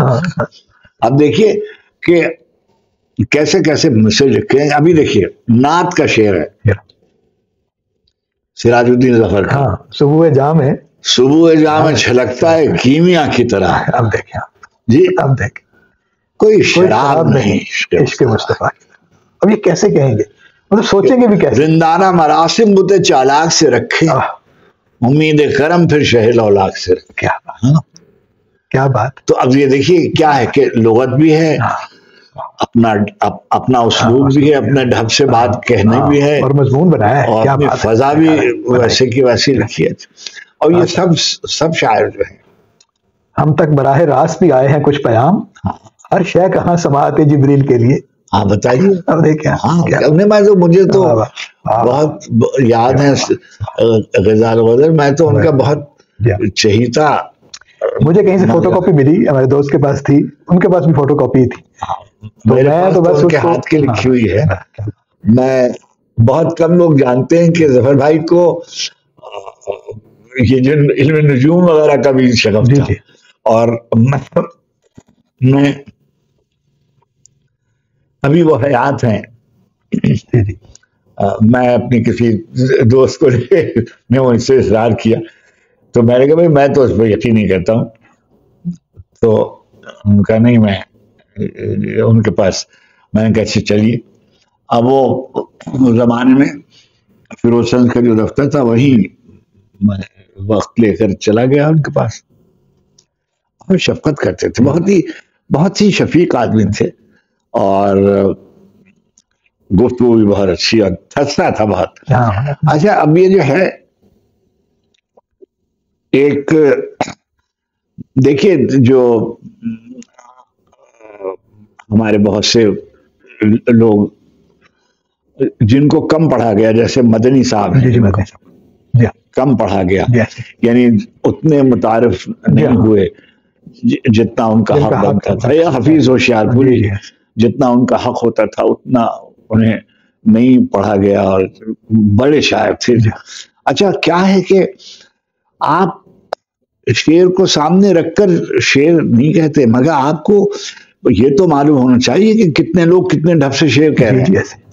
اب دیکھیے میرے جو سینئر امیجیٹ سینئر جو تھے، جیسے علیم تھے، اطہر نفیس تھے، جان ایلیا تھے، رسا چغتائی تھے، اور سینئر سلیم بھائی، رضی اختر شوق، میشر بدایونی، اور آپ اوپر طارق صاحب، بدنی صاحب، رئیس فروغ۔ اب آپ دیکھیے رئیس بھائی جو تھے، رئیس فروغ ریڈیو میں تو ہمارے ساتھ تھے، وہاں ٹی وی میں میری بہت نیاز مندی تھی ان سے، اور میں ان کو رس جس کو کہتے نا، رس، ہم کوئی اچھے چور نہیں، پر ایک دفعہ تو ہم نے بھی سارا گہنا لوٹ لیا تھا آدھی رات کا مہمان۔ علی دیکھیے جس آدمی نے یہ شعر لکھا ہے، ہم کوئی اچھے چور نہیں، اسی آدمی کا شعر، وہ عجیب شعر تھا، گرتے ہوئے درختوں کا پکارتے تھے، سہارا ملے سہارا ملے، عشق وہ کار مسلسل ہے کہ ہم اپنے لیے ایک لمحہ بھی پسنداز نہیں کر سکتے، حسن کو حسن بنانے میں میرا ہاتھ بھی ہے، آپ مجھ کو نظر انداز نہیں کر سکتے۔ کیا بات، رات بہت ہوا چلی اور شجر بہت ڈرے، میں بھی ذرا پھر مجھے نیند آ گئی۔ یہ جو چوری ہے، یہ تو آپ نے ماکھن والا بھی ایک دفعہ سنایا تھا، کہاں سے آتا ہے، دور سے، سنسکرت کے جو تھے۔ جی ہاں جی ہاں جی ہاں، وہ چوری تو ہے، وہ چوری تو چلے گی نا۔ ہم کو اچھے سے ماکھن چوری کر تو نے کم تو کر دیا بوجھ گوالن کا، لیکن میرے شام بتا ٹوٹی گھاگھر کا کیا ہوگا، اب اس کا کیا کریں، ہے نہیں؟ ماکھن چوری کر تو نے کر تو کم تو کر دیا بوجھ گوالن، ہم کوئی اچھے چور نہیں۔ کیسے بلیغ ہے، آپ دیکھیں سارے ہر لفظ کا ایک مطلب ہے، بوجھ کم کر دیا ابھی، کیا بات ہے، دیکھیے نا کہ کچھ کیا بات نہیں کہ ذرا سی دیر میں کوئی غلطی ہو جاتی ہے، جسے آپ کہیے ایک کنکری تیرے گھر کی کیا یوں چلی عمر کی متھنی، تب جھلکی ددھ میں چکنائی، پھر ہر سانس اٹھی تب جا کر مٹکی بھر پائی، ایک کنکری تیرے کر کی کنتو نہ جانے آ کس دش سے، پلک جھپکتے لوٹ لے گئی جنم جنم کی شکل کمائی۔ ماکھن چوری کر تو نے کم تو کر دیا بوجھ گوالن کا، لیکن میرے شام بتا ٹوٹی گھاگھر کا کیا بات۔ اچھا یہ فرمائیے کہ اب آگے تک آتے ہوئے پھر کتابیں درمیان میں بھی چھپی، باغ گل سرخ کا تذکرہ کرتے ہیں آخر تک آ کر یہاں تک، یہ ایک تجربہ ہے جب آپ باہر تشریف لے گئے ایران، لندن میں بھی آپ رہے، یہ تو اس زمانے کی باتیں ہیں، لیکن یہ جو عجمی تہذیب سے آپ کا ایک لگاؤ ہے اور رہا، وہ آپ کو نظر بھی آتا ہے ساری آپ کے سفر میں، لیکن اس میں براہ راست آپ کو زیادہ دیر، آپ جاتے رہے پہلے بھی وہاں، لیکن زیادہ دیر تک وہاں رہنے کا موقع ملا، اور یہ کتاب جو ہے باغ گل سرخ، یہ اس عرصے کی دین ہے، اور سر آپ کے شعر سے ہی آپ نے، اور یہ میرا اعزاز ہے اور میں ہمیشہ کے لیے ہے، جب یہ غزل آپ نے کہی تو آپ نے ایک کارڈ پر لکھ کر مجھے بھیجا، اور میرے پاس محفوظ ہے، اور بہت یعنی میں سلامت سے۔ دیکھیے کیا ہے کہ میں نے یعنی میں پڑھنے لکھنے کا بہت مجھے ہمیشہ سے ایک ذوق کہیے کوئی، اور میں سمجھیے بیک وقت کئی طرح کی کتابیں پڑھ رہا ہوتا ہوں، کہ مثلا میں اب یہ اچھی بات نہیں ہے اپنے بارے میں گفتگو، تصوف بھی پڑھ رہا ہوتا ہوں، مذہب بھی پڑھ رہا ہوتا ہوں، تفسیر، قرآن۔ ویسے تو پڑھنے کا مطلب یہی ہے نا، یہی ہے سب کہ جو علوم ہیں پڑھتا رہتا۔ اچھا اسی طریقے سے جو زبانیں مجھ کو نہیں آتی ہیں ان کی بھی سمجھنے کی کوشش کرتا ہوں، لغت رکھ کے اور پڑھ کر، اور فرہنگیں رکھ کے پڑھ۔ تو جو فارسی شاعری سے تعلق سمجھنے کی، سننے کی حد تک تو میں نے جیسے عرض کیا کہ محفل سما میں پہلے اردو کی کلام نہیں ہوتا تھا۔ سما کا مطلب یہ ہوا جو جن کو نہیں سمجھ آتا تھا وہ بھی فارسی ہی سنتے تھے، فارسی مہینے مجھے رواج ہی فارسی اس زمانے میں سے ہی یہ جو خسرو اور جامی اور جامی کی جو یہی چیزیں پڑھی جاتی تھی. اچھا بار بار وہی پڑھی جاتی تھی اور اتنی پڑھی جاتی تھی کہ بچوں کو یاد ہو جاتی تھی یا رسول اللہ اور نمی دانم اور میر اقسم اور یہ سب یہ شب جائے کہ من بودم یہ سب یہ جو بودم اور اقسم یہ سب اس زمانے کی. جب میں ایران گیا تو میری ایک آغا حسن عابدی صاحب نے ایک بات کہی ہوئی ہے ایڈمنسٹریشن کے سلسلے میں جو میں نے ان سے سیکھی, یعنی ایک طرح سے تربیت کا حصہ تھی, ایروگنس آف اچیومنٹ. اور وہ یہ ہے کہ مثلا آپ استاد ہیں مگر جب آپ صدر شعبہ ہوں, جب ممکن ہے آپ بہت اچھے استاد ہوں لیکن ممکن ہے آپ اچھے صدر شعبہ نہ ثابت ہو سکیں, اس لیے کہ صدر شعبہ کی ذمہ داریاں جو ہیں وہ آپ سے اور بھی بہت سی چیزوں کا تقاضا کرتی ہیں. اچھے استاد کے تقاضے اور ہیں, صدر شعبہ کے ادارے کے اور ہیں.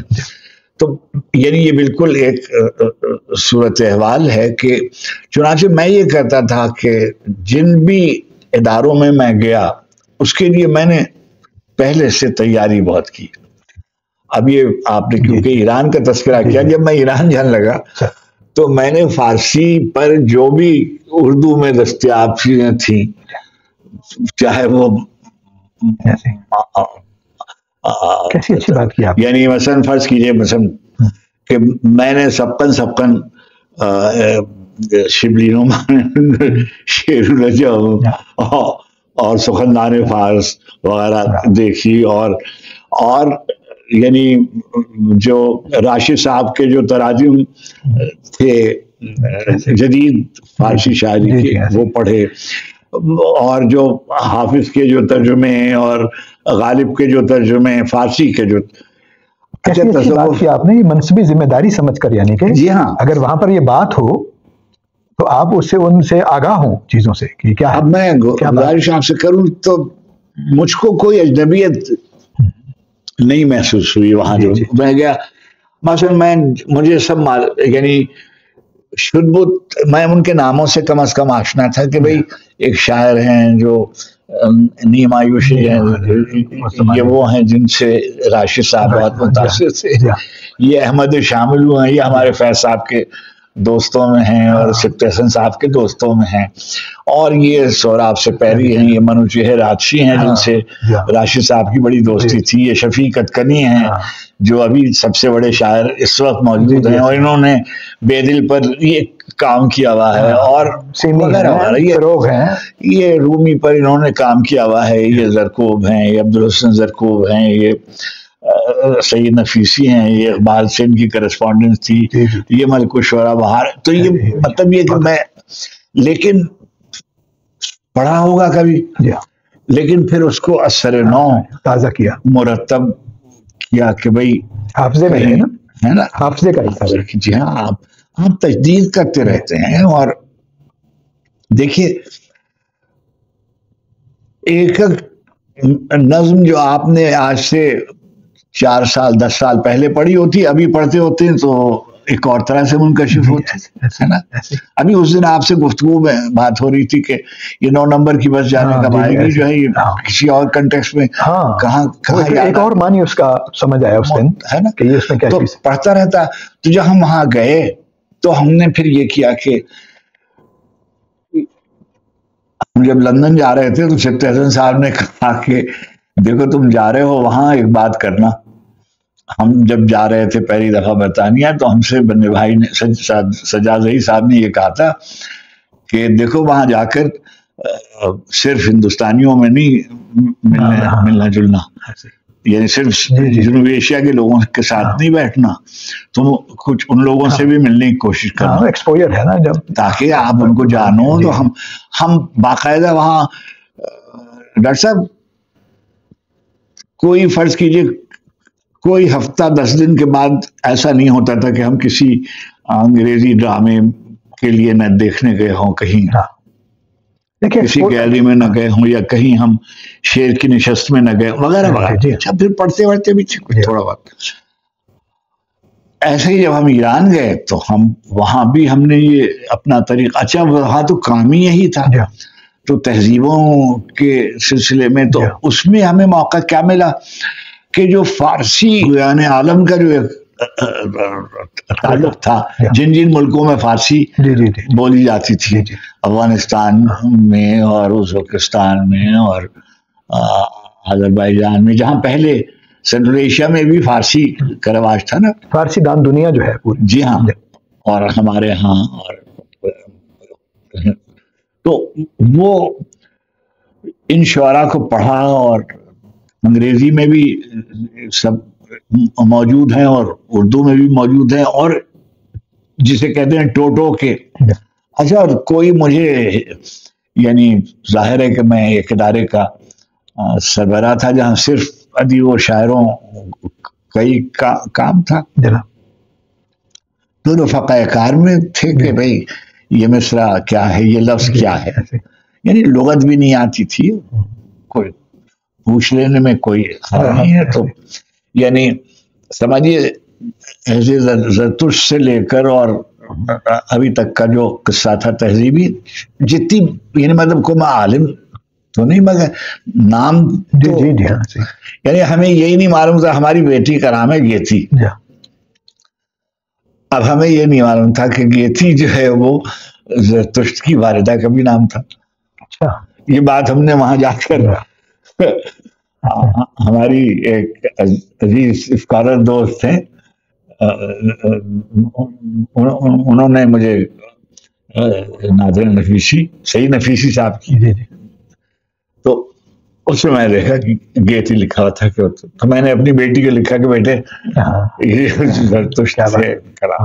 اچھا اب کیا ہے کہ آپ اپنے آپ کو کتنی چیزیں ہیں جو نہیں معلوم ہوتی, روزانہ معلوم ہوتا ہے, اپنے جہل کا اندازہ ہوتا ہے کہ بھئی یہ بھی بات ہمیں نہیں معلوم. جتنا آدمی آگے بڑھتا ہے اتنی وسعت کا پتہ چلتا ہے. کہ جب ہم نیو یارک میں تھے تو اس وقت تک ہمیں 2-4 نام جیسے معلوم تھے کہ بھئی یہ کہ پیبلو نیرودا کا نام ہمیں معلوم تھا, کیونکہ وہ ہم فیصلہ وغیرہ کی وجہ سے کوئی ایک آدھ نام مشہور ہو رہے تھے. آکٹاویا پاز اس زمانے میں, ابھی گیبریل گارسیا مارکیز اتنے مشہور نہیں ہوئے تھے, کتاب ان کی آگے نہیں, میں نہیں.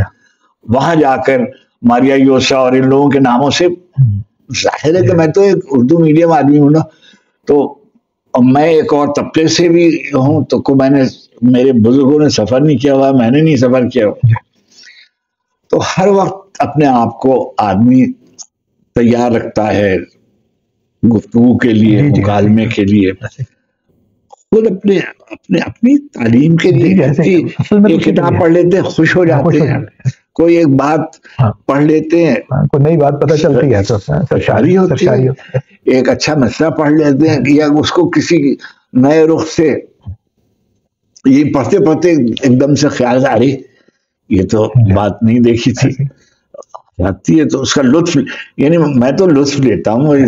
ادب جو ہے میرے لیے زندگی کی سب سے بڑی سرشاری ہے, یعنی لکھنا بھی اور اچھا ادب پڑھنا بھی. دیکھیں اول مرحلے میں تو لطف کی چیز ہے نا سر. جی ہاں, اگلے مراحل ہیں وہ تو ہیں, وہ یقیناً ہیں, لیکن پہلے مرحلے میں اگر وہ لطف کی چیز نہیں ہے, جی ہاں جی پھر تو وہ بالکل بندے کو مائل ہی نہیں کرے گا. بالکل صحیح بات کہ پہلے تو آپ کو آرٹ ہے نا سر, تو آرٹ اگر متوجہ نہیں کرتا اپنی طرف, اور آپ کو وہ حظ فراہم نہیں کرتا جو آرٹ کو دیکھنے سے ہو یا پڑھنے سے ہوتا ہے, تو وہ اس کا مطلب ہے کہ پہلی کوالیفیکیشن ہی پوری نہیں کر سکا. جی ہاں بالکل ٹھیک بات, ورنہ تو آپ واز سن لیں آپ, اگر آپ نے عقل ہی سیکھنی ہے. یعنی جیسے آپ نے بالکل درست فرمایا کہ جی اس میں اخلاق کی جہت بھی ہو اور اس میں ہنر کی بھی جہت ہو اور اس میں یہ, لیکن جو پہلی بات یہ کہ میں اس کی طرف رجوع تو کروں نا, پھر دیکھیں گے کہ اس میں کیا کیا ہے. آرٹ پیس کے طور پر کھینچے آپ کو, یہ تو پہلی اس میں متوجہ. باغ گل سرخ ہے وہ, یہ سوراب سے پہلی کی ایک نظم ہے صدائے عام, اس سے اب میں یہ صرف ایسے ہی میں بات کہہ رہا ہوں کہ جو اس زمانے میں جو شہردار کہلاتے تھے میئر، ان کا نام تھا سید ناظم کاشان کے، تو انہوں نے مجھے مدعو کیا اپنے یہاں. دنیا کی ایک بڑی تہذیب سیلک اس کا نام ہے، وہ قدیم ترین ایران کی تہذیب جو ہے وہ وہاں کی.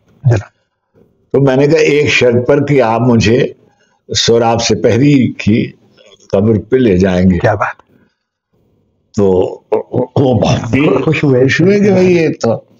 اب میں وہاں گیا اور کاشان میں بہت، تو جو ایک بہت بزرگ ہیں حضرت امام جعفر صادق کے خانوادے سے، سلطان علی باقر ان کا نام، سلطان علی نام ہے ان کا، اور ان کی وہ شہید ارزحال کہلاتے ہیں. تو ان کا جو روضہ ہے وہاں بڑا ہجوم ہوتا ہے، بہت لوگ جاتے ہیں، دعائیں مستجاب ہوتی ہیں، اور وہ بھی شہید کر دیے گئے تھے. تو انہی کی قبر کے احاطے میں سوراب سپہری کی قبر ہے. اب میں وہاں گیا اور پھر بعد میں مجھے بحیثیت ادارے کے سربراہ کے مجھے وہاں ایک رسم ہے کہ جو عزا خانے کے قالین ہیں ان کو اکابرین اس کو غسل دیتے ہیں، ایک طرح سے اس کو اشوئی کہتے ہیں، اس کو فرشوئی اس طرح کا نام ہے اس کا.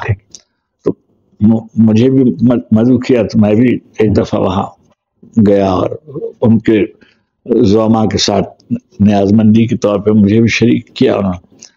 تو سہراب کی قبر پہ صدائے آپ کے وہ میں نے دیکھے، اور یہ نظم میں نے پہلے سے پڑھی ہوئی تھی. تو اس میں ان کا مصرع شاید کچھ اس طرح سے ہے کہ میرا کام یہ نہیں ہے کہ میں راز گل سرخ بیان کروں وغیرہ. یعنی وہ اصل میں چیلنج کر رہے ہیں نظریاتی لوگوں کو، کاربن نیست. میرا کام یہ نہیں ہے کہ میں بتاؤں کہ راز گل سرخ کیا ہے، تو وغیرہ وغیرہ، حسن اور جمال. اور مجھے اچھا لگا، میں نے اس کو تبدیل کیا اور یاد یاراں سے مہکتا رہے باغ گل سرخ، لا دیے جائیں اندھیرے میں چراغ گل سرخ، فصل گل آئے گی ٹھہرے گی چلی جائے گی، ہے نا. اور نظم سہراب سپہری سے کھلی دل کی کشود، ہوئی دل کی کشود. ہاں، ورنہ اس فصل میں کس کو تھا دماغ. کیا بات ہے، دماغ بھی آپ نے انہی کی طرح لگا دیا. کیا بات ہے، فارسی والوں کی طرح. کیا بات ہے، دماغ گل سرخ. تو اب کیا ہے کہ میں نے ظاہر استفادہ کیا، تو وہ میں نے اس میں نظم کر دیا کہ اچھا کوئی دیکھیے کتنا.